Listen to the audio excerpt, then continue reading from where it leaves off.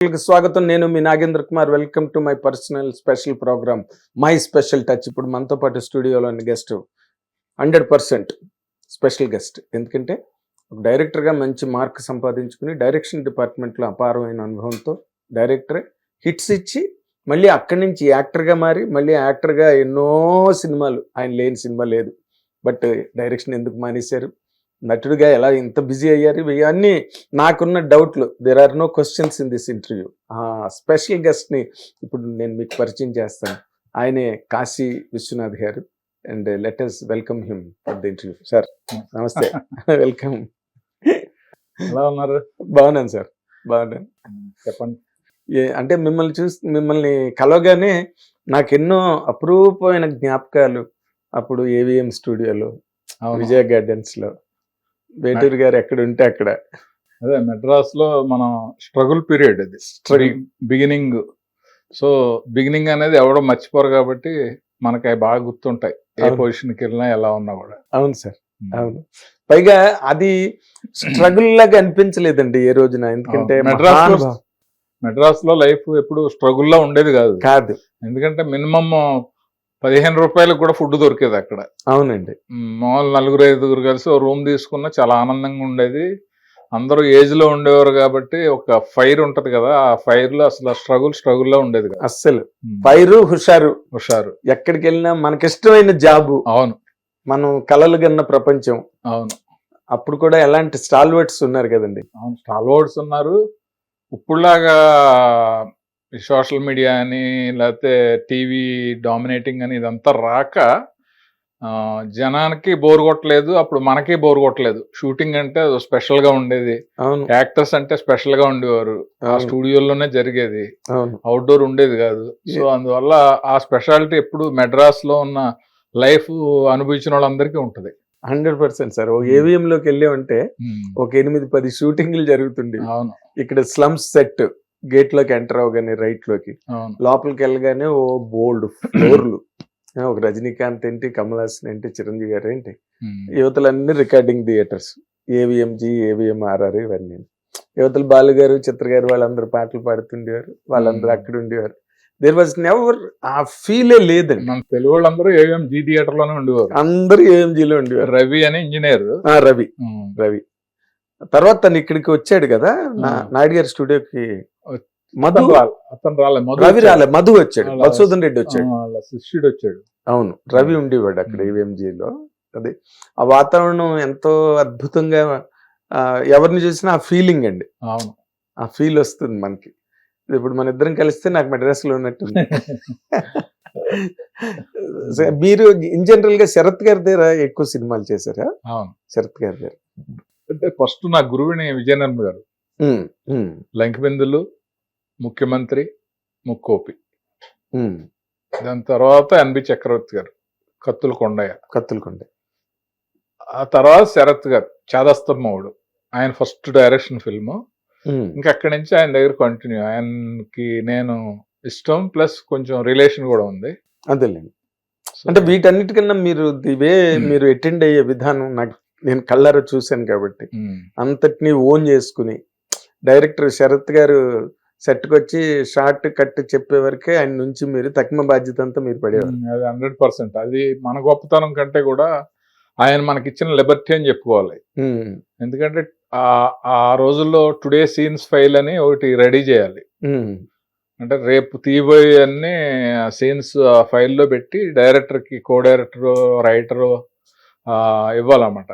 అవి almost corrections నేనే చేసేసి, ట్రిమ్మింగ్లు అన్నీ నేనే చేసేసి, నాకు అనిపించిన అన్ని చేసేసి ఫెయిర్ చేయించి నేను ఇస్తే చూసి చదివి ఆయన తీసేసేవాడు.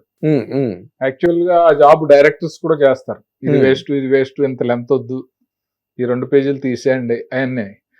ఆయన నేచరు, ఆయన ఇది ఎడిటింగ్ స్టైలు, అంటే స్క్రిప్ట్లో ఏది అనవసరం ఏది అవసరం అనే సెలెక్ట్ చేసే స్టైలు, ఇదంతా నాకు తెలుసు కాబట్టి అదంతా జాబ్ అంతా చేసేసి స్క్రిప్ట్ ఆయనకి ఇస్తా ఉంటే ఆయన మనాడు ఈజీగా షూట్ చేస్తూ ఉంటాడు. స్క్రిప్ట్ లోనే ఎడిటింగ్ అయ్యేది కదండి. మాక్సిమం మీటింగ్ అక్కడే అయిపోయింది. తర్వాత మీరు డైరెక్టర్ అవడం అన్నది మీకు ఎక్కువ కష్టం అయిందండి? మీరు మళ్ళీ సురేష్ ప్రొడక్షన్స్ లో కూడా చేశారు. అంటే విచిత్రం ఏంటంటే డైరెక్టర్ అయిపోవాలనే ఫైర్ అప్పుడు నాలో ఉండేది కాదు. ఎందుకంటే శరత్ గారి దగ్గర almost equal to director law treat చేసేవాడు ఆయన. అవును. ఒక స్టేజ్ లో నాకు భయం వచ్చింది, ఈయన దగ్గర ఉంటే ఇలాగే ఉండిపోతామేమో, మనం అసలు డైరెక్టర్ అవ్వమేమో, ఎందుకంటే అంత బాగా చూసుకుంటున్నాడు. నేను ఎడిటింగ్ లో ఏదన్నా ఫిల్మ్లు వేసుకుని ఆ షాట్లు ఎత్తుక్కుంటూ ఎడిటింగ్ పనిలో ఉంటే ఎంతసేపు ఎడిటింగ్ ఇట్రా అని బయటికి తీసుకెళ్లి నాన్ వెజ్ అమిత్జాకి వెళ్ళి భోజనం చేయటం, అక్కడి నుంచి ఏదో మిల్కీ వే అని ఉండేది, అక్కడ ఐస్ క్రీమ్ తినటం, ఇలాగా రాత్రి 2 వరకు కూడా తిప్పుకునేవాడు ఆయన. మంచి ఏజ్ లో ఉన్నప్పుడు మనకి అదంతా బాగుండేది, ఏదో ఉయ్యాలు ఊపుతున్నట్టు ఉండేది. ఒక స్టేజ్ లో డౌట్ వచ్చి పర్చూరు వెంకటేశ్వరరావుతో అన్నాను, ఈయన దగ్గర ఉంటే సంతోషంగా ఉంటాం కానీ గోల్ అచీవ్ చేయలేమో అని డౌట్ వస్తుందండి అన్న. అంటే అప్పుడు నేను సురేష్ ప్రొడక్షన్స్ లో మాట్లాడతానని నాయుడు గారితో మాట్లాడి, మరి నాయుడు గారు రమ్మన్నారు, నువ్వు వచ్చేస్తావా అని అడిగారు. అంటే ఈయనతోటి వెళ్ళి చెప్తే ఈయన చాలా బాధపడ్డాడు. బాధపడి మళ్ళీ అర్థం చేసుకుని, సరే ఎప్పటికైనా అవ్వాల్సినాడు కదా వెళ్ళు అని అంటే, ఇప్పుడు నాయుడు గారి దగ్గరికి వచ్చి సురేష్ ప్రొడక్షన్స్ లో జాయిన్ అయిన తర్వాత వరుసగా 3 ఫిల్మ్స్ అన్ని super duper hits, trend setting movies. అవును. కలిసి ఉందంరా, ఫస్ట్ ప్రేమించుకుందాం, గణేష్, కలిసి ఉందాంరా. 3 ఫ్యామిలీ సినిమాలకి ఎవరన్నా సినిమా తీస్తున్నారంటే ఆ మాంటేజెస్ కి కలిసి ఉందాంరా చూస్తారు. గణేష్ ఏమో మన తిరుపతి స్వామి అని కొంచెం సోషల్ అవేర్నెస్ ఫిల్మ్. అవునండి. ప్రేమించుకుందాంరా ఫ్యాక్షన్ సినిమాలకి ట్రెండ్ సెట్టింగ్ ఫస్ట్ అదే. ఆ 3 నేను కో డైరెక్టర్.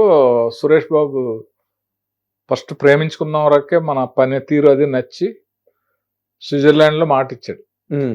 జనరల్ గా కొత్త డైరెక్టర్స్ కి తెలుగు వాళ్ళకి నాన్న ఛాన్స్ ఇస్తాడు, నేను ఎక్కువ తమిళ వాళ్ళకి ఇస్తాను, బట్ నేను ఫస్ట్ టైం నీకు ఇస్తాను, నువ్వు నా ద్వారానే ఇంట్రడ్యూస్ అయ్యేది కానీ అని చెప్పాడు ఆయన. సో అలా వచ్చిన సినిమా నువ్వు లేక నేను లేను. గొప్ప విషయం. ఎందుకంటే ఉదయ్ కుమార్ ని ఆయన ఇంట్రడ్యూస్ చేశారు, ఉదయ్ శంకర్ ని, తిరుపతి స్వామిని తనే ఇంట్రడ్యూస్. జయంత్ గారు కూడా తమిళియన్. జయంత్ తమిళియన్నా? ఓ ఐసీ. మిమ్మల్ని తను సెలెక్ట్ చేయడం అంటే మీలో మరి అంత స్పెషాలిటీ ఏం కనిపించిందో సురేష్ బాబుకి? డైరెక్ట్ చేయాలి అని అంటే మనలో స్పెషాలిటీ ఏముంది, క్రియేషన్ ఉండాలి, అవునండి, స్క్రిప్ట్ సెన్స్ ఉండాలి, ఇతను ఐడియాస్ బాగున్నాయి అని చెప్పి కొంచెం నచ్చాలి. ప్రేమించుకున్నారా టైటిల్ నేనే చెప్పాను అప్పుడు, ఓకే, కలిసి ఉన్నారా టైటిల్ కూడా నేనే చెప్పాను. బట్ సురేష్ ప్రొడక్షన్స్ లో ఎవరు ఏం చెప్పారు అనేది ఏముండదు, తెలీదు. ఎందువల్లంటే అదొక పెద్ద సంస్థ, ఆ సంస్థలో పెద్ద పెద్ద డైరెక్టర్లు అందరూ పనిచేస్తారు, కింద స్టాఫ్ చాలా మంది ఉంటారు, తర్వాత గోస్ట్ రైటర్స్ ఉంటారు, ఒక్కొక్కళ్ళు ఒక్కొక్క ఐడియా ఇస్తారు. ఇది నాది అని చెప్పుకునేలాగా ఏముండదు, ఓన్ చేసుకోలేరు ఏదైనా. అంటే ఆ సంస్థలో సిస్టమ్ అలాగా ఉంటుంది, ఆ వ్యవస్థ కదండి, పెద్ద సెటప్ అది.